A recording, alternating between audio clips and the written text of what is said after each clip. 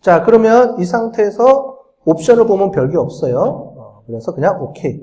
아주 간단하죠? 끝이에요, 이제 이게. 우리 여태까지 계산하고 지난번에 중간고사 전까지 막 바빴죠? 그런데 데이터 집어넣고 버튼 2번이면 끝났어요. SPSS로 분석하니까.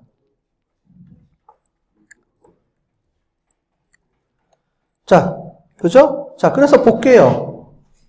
저는 요거 가지고 볼게요. 요 내용이, 결과값이 나온 거 가지고 이렇게 볼게요. 작으니까 큰 걸로 볼게요. 그러면 여러분들 위에 보면 뭐가 나옵니까? M, 데이터 개수는 100개고요. 평균은 295g이고요. 표준 편차는 20g이지만 표준 오차가 2g입니다. 우리는 중요한 게 요거라 그랬죠. 왜요? 이게 발자국이니까. 언제일 때? 표본일 때의 발자국은 2g입니다. 이 얘기예요. 20g이 아닙니다. 그죠? 요 2g에 곱하기 2를 해주면 되죠? 러프하게 그냥 바로 이 값만 딱 보더라도 곱하기 2 하니까 4g. 플러스 마이너스 4g이네?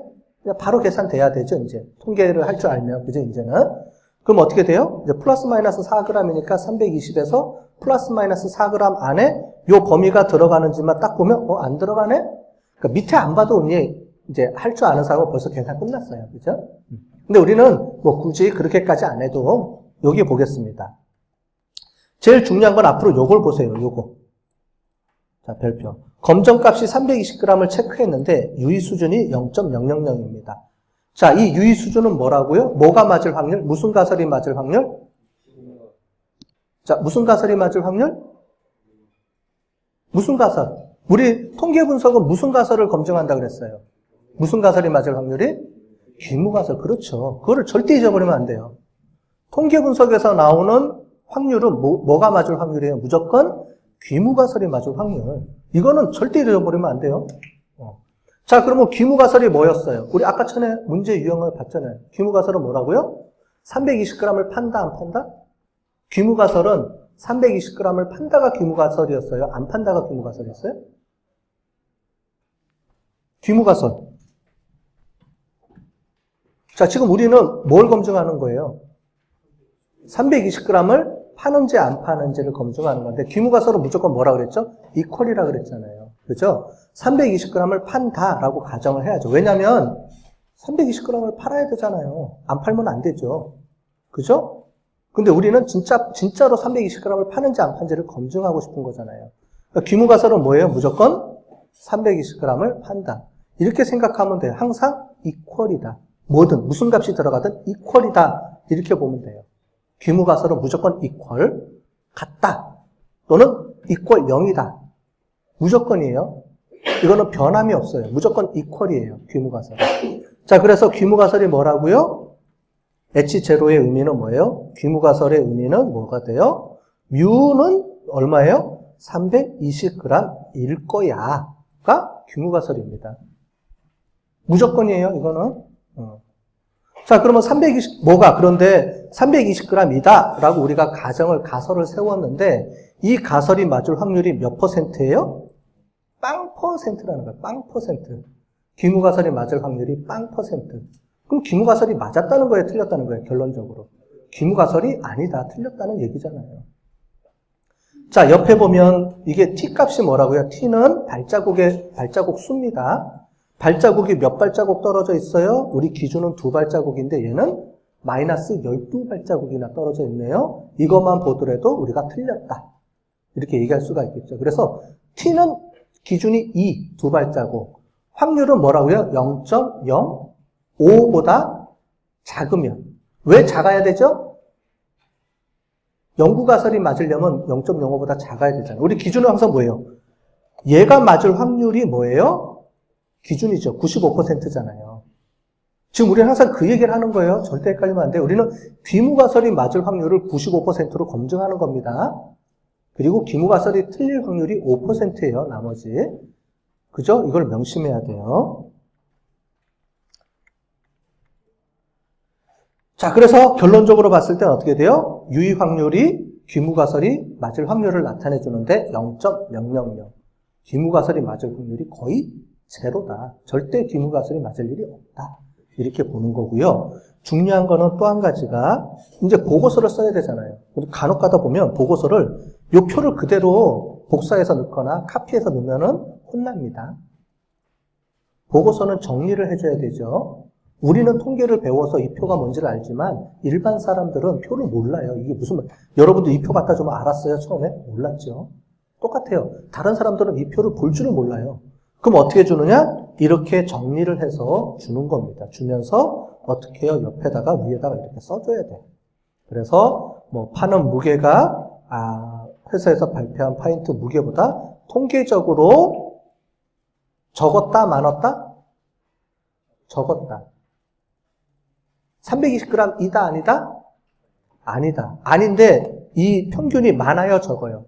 이게 320g보다 많으면 많다라고 표시해주면 되고 적으면 적다라고 표시해주면 되겠죠? 그래서 320g보다 어떻게 돼요? 평균이 적었으니까 우리는 적었다 이렇게 얘기해주면 되겠죠? 자, 이해되셨죠? 중요한 건 항상 그래서 뭐예요? 발자국 T가 2보다 크냐 작으냐. 근데 이거는 좀 헷갈릴 수 있으니까 항상 뭐라 그랬어요? 귀무가설이 맞을 확률이 0.05보다 크냐 작으냐만 항상 명심하시면 돼요. 자, 볼게요.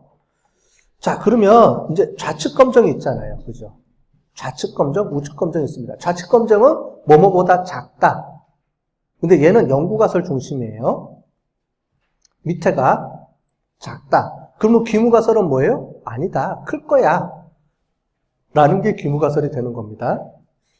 자, 우리가 주장하고 싶은 건, 내가 연구하고 싶은 거는 진짜 작을까를 연구하는 거예요. 그럴 때는 좌측 검정. 크다 연구하고 싶으면 우측 검정이에요. 이렇게 생각하면 돼요. 자, 그래서 요렇게 나오죠. 요렇게 나오는데 중요한 거는 얘가 뭐예요? 0.05가 아니고요. 0.025가 아니고 얘는 알파가 0.5입니다. 왜냐면 이 위로 다 맞을 확률이니까. 이해되셨죠? 그래서 0.025가 아니에요.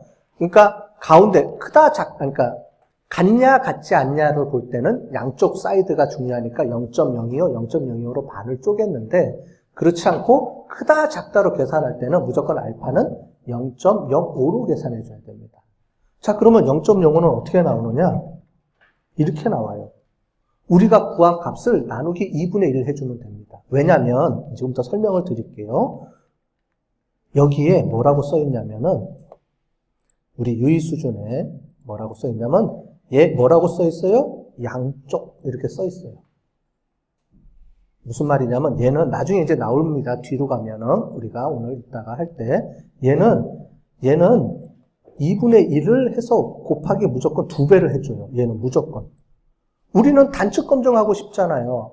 왼쪽인지 오른쪽인지를 왼쪽이 큰지 오른쪽이 큰지 이런 걸 알고 싶은데 얘는 무조건 뭘로 해줘요? 다 양측 검정 2분의 1로 해준다니까요. 2분의 1로 해준 다음에 곱하기 2를 무조건 해줘요. 그러니까 어떻게 돼요? 우리가 단축 검정할 때는 그 중에 반만 써야 되거든요. 한쪽으로 쓸 때는.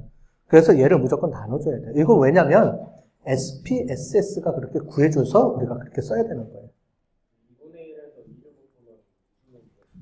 무슨 얘기냐는지 설명을 해드릴게요. 자,